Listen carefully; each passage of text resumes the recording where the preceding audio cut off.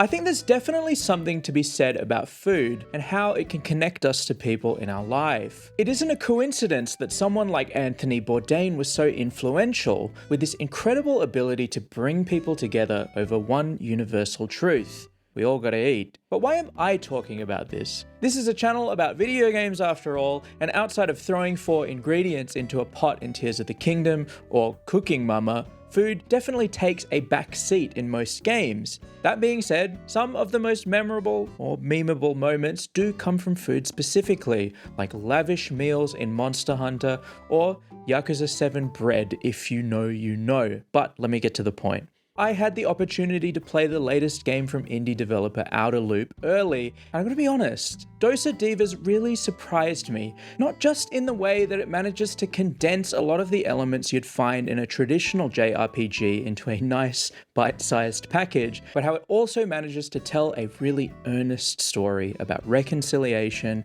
family, and dealing with one's own mortality, all through the lens of 2 sisters fighting a mega corporation on the back of a magical food truck. And the way that it does this, the game is about food through and through. It's about the connections that cooking can bring us, the joys of breaking bread with those we love, and the ways that it can get in the way of that as well. Reset button lore drop. I've worked in hospitality for around a decade now, and the writing here, it really hit close to home in a way that I didn't exactly expect. More on that later. But for now, I'm going to make the case why you should play this one, because I actually really enjoyed my time with it, and I think this is going to hit just right for a certain kind of person. So, what can I say about Dosa Divas? Outer Loop previously worked on Thirsty Suitors, a turn-based RPG/cooking/skateboarding game. Yes, it's a lot, and it reviewed quite well when it launched back in 2023. It did unfortunately seem to fly a little under the radar despite the positive buzz,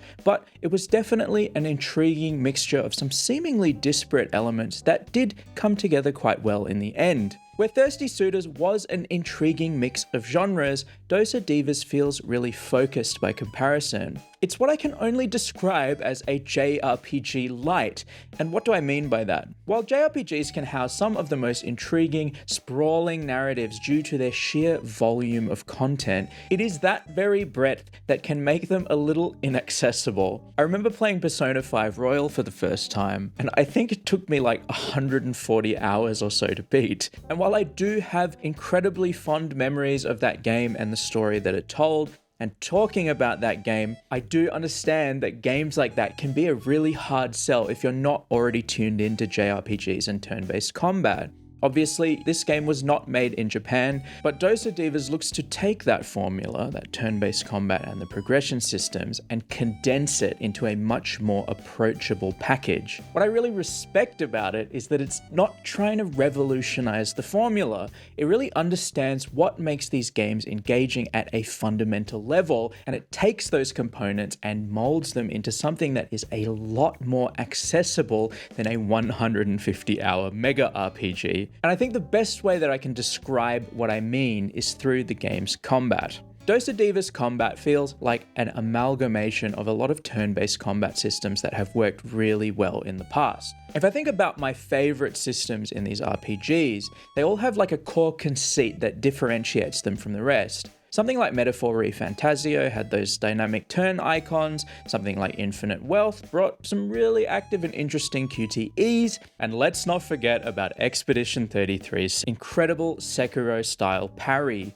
What I think is best about Dosa Divas' combat system is that it really smartly borrows from a lot of these different areas. It has enough complexity to remain engaging over the game's roughly 12-hour runtime, but it's not overly complicated to the point where its mechanics might be hard to pass. For example, the game has elemental weaknesses with a delicious naming scheme: sour, salty, sweet, savory, and spicy, and each party member can exploit said weaknesses with their attacks and abilities. While this is pretty straightforward when it comes to dealing higher damage and the like, Outer Loop have designed a system that really reminds me a lot of how Octopath Traveler's guard breaks worked, where exploiting a weakness will allow you to eventually stun an enemy after landing a certain amount of attacks. That system eventually became became extremely complicated in some later encounters, but Dosa Divas borrows elements of it in a way that is immediately intuitive. You're constantly balancing between these big, heavy-hitting attacks that do a ton of damage, and attacks that may not hit quite as hard, or will hit multiple times in sequence in order to exploit that stun and eventually bypass the enemy's turn entirely. You can also boost your basic attacks to hit multiple times, same as in Octopath Traveler. It's a neat bit of resource management that adds some variety into the mix without ever being overbearing. What I like most, however, is the enemy variety. Again, the game is relatively short, so don't expect hundreds of enemies or anything, but each zone has its own unique archetypes with unique attack patterns and mechanics. There is just enough here that nothing overstays its welcome. It does depart from typical enemy types, however, with corporate goons and tech bros and private security who cry about not getting their unlimited sick days when you take them down. It is very tongue-in-cheek, but it did give me more than a few chuckles over the course of the game. Look, I don't want to oversell it. As much as I enjoyed it, it is not going to be the best turn-based combat system you've ever seen or anything. It can feel a touch derivative at times, but that is totally okay because it serves the purpose that it's trying to. The game's world is where we start to see a little more seasoning, with some distinct biomes that offer a reasonable level of variety in their structure. You're not just battling corporate goons in this game. I did say it was about food, so as you can expect, there is a Cooking Mama style minigame, so you can feed the people that inhabit these spaces with some really nicely stylized meals that look really, really good at times. The minigames as well, they are definitely serviceable, increasing in difficulty as the game goes on in order to not get stale. They can offer some good challenge, but they're never frustrating, which is a good thing for sure. You'll get ingredients from practically every activity like combat and the like, and you're going to need them as, yes, everyone's gotta eat. The ingredients eventually start to act as a sort of meta progression as you're able to cook more complicated meals as you progress through the game, which also neatly double as healing items that you can use in combat that cleanse status effects or buff your party based on what ingredients you use.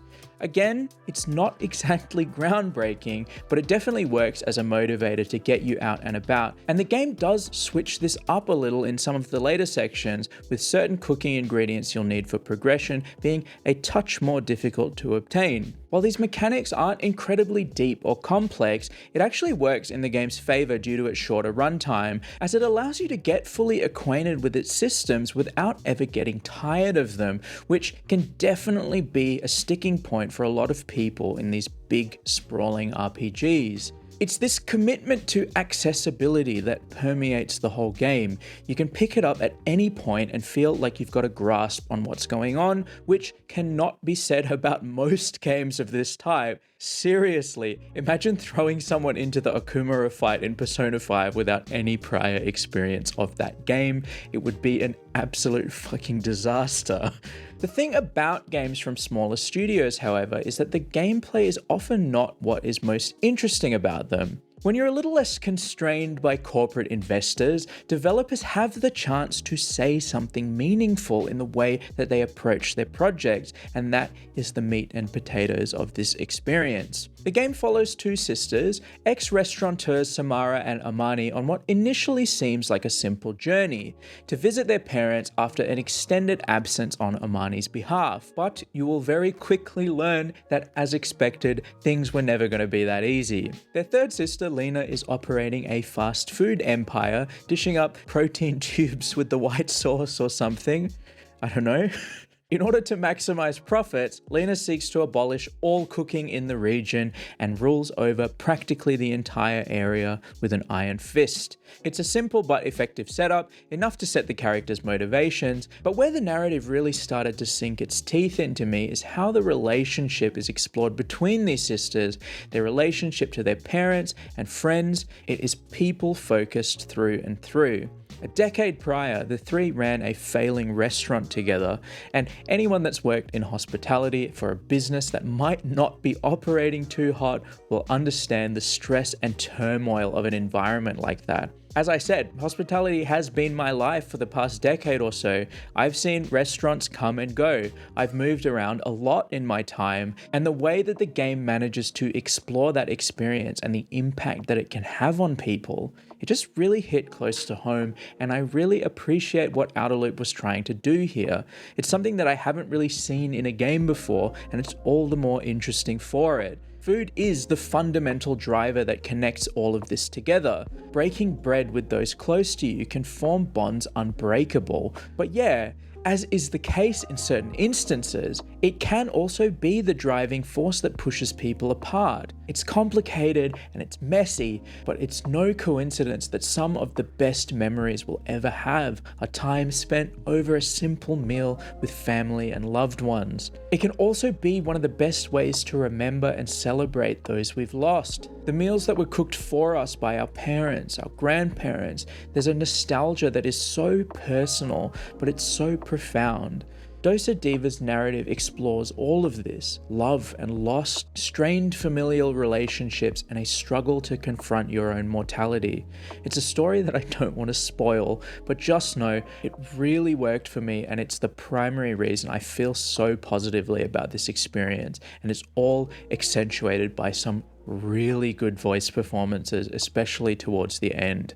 This is exactly why I love games from smaller studios, and in that sense, Dosa Divas really delivers. So to wrap it up, why should you play Dosa Divas? First and foremost, it is a really neatly condensed JRPG style experience. It has a lot of the hallmarks of the genre without being what can feel like an endless time sink, taking months of your life to complete. It's a pretty nice jumping in point for those new to the genre without ever being overly indulgent like a lot of those games can be. It has really focused and engaging combat, feeling like a neat intersection of some of the genre's greatest hits, but again, not overwhelming you with needless complexity due to the bite-sized nature of the experience. And it has this beautiful world to explore, but the real main course is the way that it uses food as a vessel for storytelling, perfectly capturing how it can connect us to those around us and to those that we've lost along the way. Sorry about the food puns. Thank you so much for watching.